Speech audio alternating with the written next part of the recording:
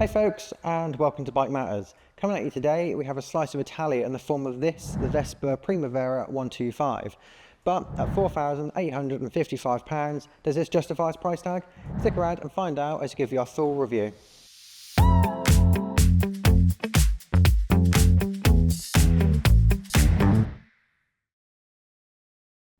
Now, we can't give you a full review on the Primavera without first talking about its glaringly bright orange paintwork, which I think looks really fantastic and really pops, especially when you take it out on the road. But if you're not a fan of something so bright, then Vespa do also provide it in a dark blue, a white, black, and a sort of light green, sort of pale mint green metallic, which again, I think looks really nice.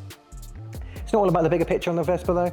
There's a lot of really nice small details as well, so it just shows that Piaggio Group have really put a lot of thought and detail into it. It's kind of a game of spot the small Vespa logo, to be honest. It kind of seems to be absolutely everywhere. But bearing in mind, this is a Primavera and it carries a lot of history and brand heritage with its name. We do have to consider the fact of what it looks like nowadays. And obviously it's not like its original self, it is a lot different, but I think it carries that silhouette really well, and I think it's more about individual styling cues than an overall picture with this Vespa. There's a lot of things that look similar, but again, I think they've kind of focused more on a sort of modern day retake on it rather than a complete remake of its original self. Now, if you're enjoying this review of this Vespa Primavera 125, don't forget to hit that subscribe button to keep up to date with everything that we do. And we do have another Vespa coming in soon, so be sure to subscribe.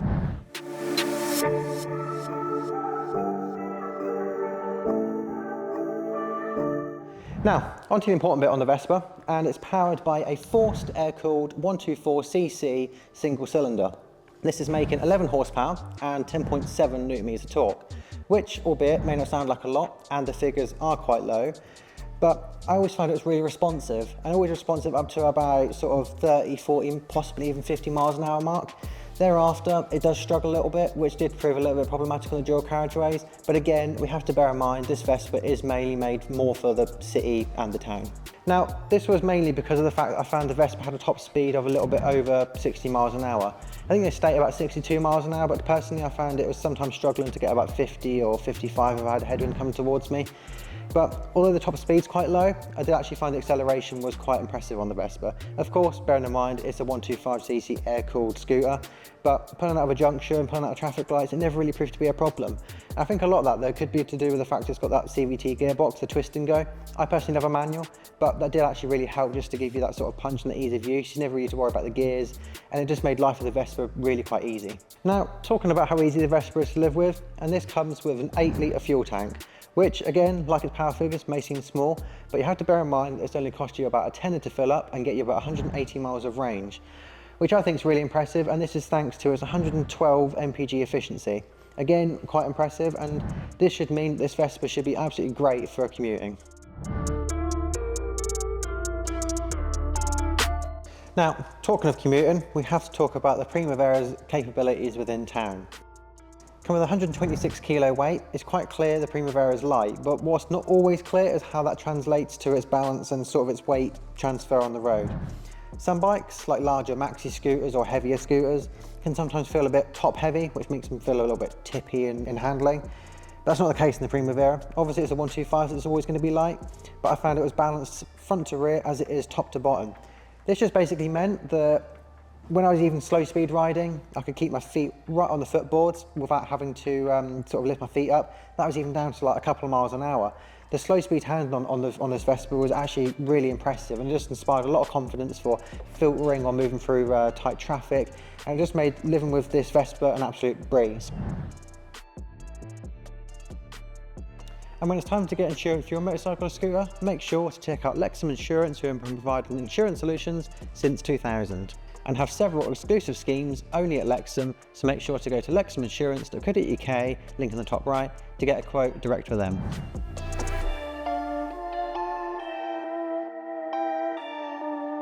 Now, as good as the Primavera was around town, it also proved to be an absolute blast when I took it out on the faster roads. Now, whilst it does lack power, as we've already covered, it gains back in a really rather quite surprising handling package as well. Now, with 12-inch wheels front and rear on the Primavera, typically, as expected for a lot of small-wheeled scooters, I was expecting it to feel really unsettled and a little bit sort of more bouncy on the sort of faster roads we get around here.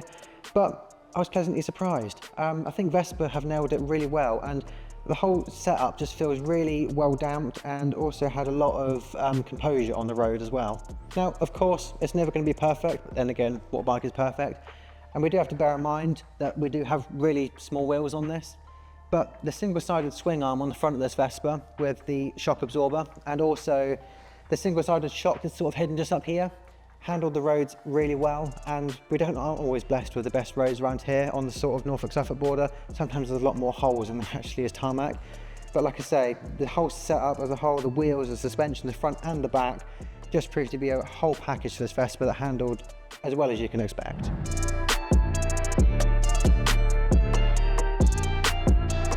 Now, talking of braking on the Vespa Primavera 125, we have a 200mm disc at the front, paired with a twin piston caliper. Now on the back, we unfortunately only get a drum brake. It's a 140mm drum, but for the price it would have been nice to see a disc brake. Bearing in mind this bike is nearly £5,000. But having said that, in terms of the feel, front and rear, I would have liked a lot more stopping power coming down from the higher speeds. It did lack a little bit of that sort of bite and sort of initial feedback you would expect. But around town, it really proved no problems. But again, it's just the inherent nature of, unfortunately, having a drum brake.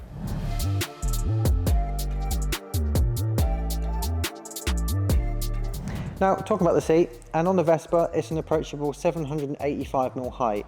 I found it's really comfortable, really well padded, and actually quite plush. The other thing I found about it was it's quite wide. Now, the width helps with its comfort, but this downside is because it's so wide, you are kind of tippy-toeing down each side when you stop the traffic lights. Now I'm 5'9" for reference, and each side you're not always sitting flat-footed. It's not too much of a problem, and like I say, the width does help with its comfort. It's just one thing to bear in mind if you are slightly shorter.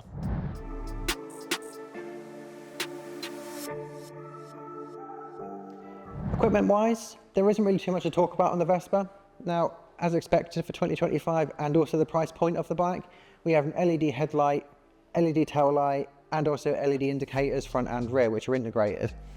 Aside from that, there's not really much else on the Vespa. We have a split LCD analog display, which is also a negative display.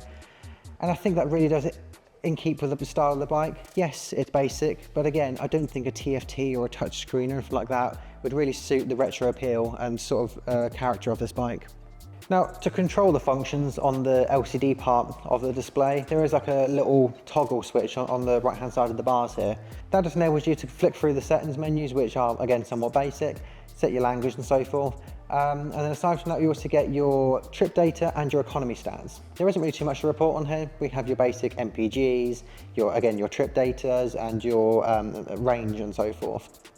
There is also a little voltmeter, which is quite nice to see. Enables you to look at your battery health on the fly as you're riding along, again, which is quite nice. Now, the other thing you can get, if you did want a bit more tech, you can option in Vespa's MIA system. Enables smartphone control, so you can get your phone calls up and also your music and everything else. So if you are a fan of tech, you can also option in the MIA. Now, another thing on the Vespa, you don't get keyless or anything like that. We do just have a standard key. I personally prefer a standard key over keyless. Sometimes they're not always the most reliable systems, but you do also get a little fob. With your Vespa Primavera 125, allows the bike finder function, which flashes the indicators remotely if you can't find your bike in a car park or a busy scenario. And you can also remotely access the seat without having to actually turn the key and unlock it through the button here, which again is quite nice. Onto storage on the Vespa, and as expected for any scooter, we get under seat storage.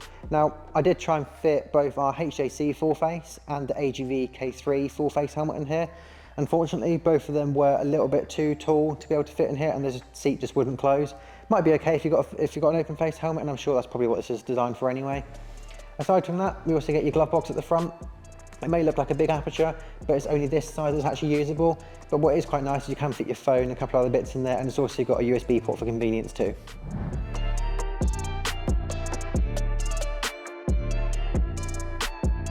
When shopping for a retro-inspired 125cc scooter, the Vespa Primavera 125 is a pretty clear choice, but it doesn't come without its rivals. Two key competitors in this market are the Lambretta V125 Special and the Royal Alloy GP125 MT. The Lambretta V125 Special offers slightly less performance with 10 horsepower and 9.2 Nm of torque, compared to the Primavera's 11 horsepower and 10.7 Nm. It also has a smaller 6.5 litre tank versus the Vespa's 8 litres, but does come in with a lower price tag of £3,199, which is over £1,650 cheaper than the Primavera, although it is no longer made in Italy. The Royal Alloy GP125MT is also another contender. It delivers 13.4 horsepower and 12 Nm of torque, in comparison to the Primavera's 11 horsepower and 10.7 Nm of torque, thanks to its liquid-cooled engine. It also comes with a larger 10.5 litre tank and significantly lower price of £3,599, around £1,250 less than the Primavera. That said, it doesn't have the brand reputation of a Vespa or the Italian build.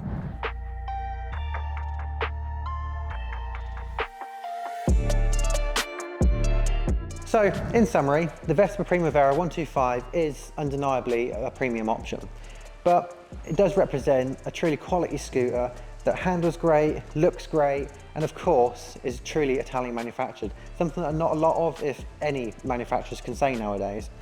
It's comfy, it has great attention to detail, and a really surprising suspension setup that handles great as well.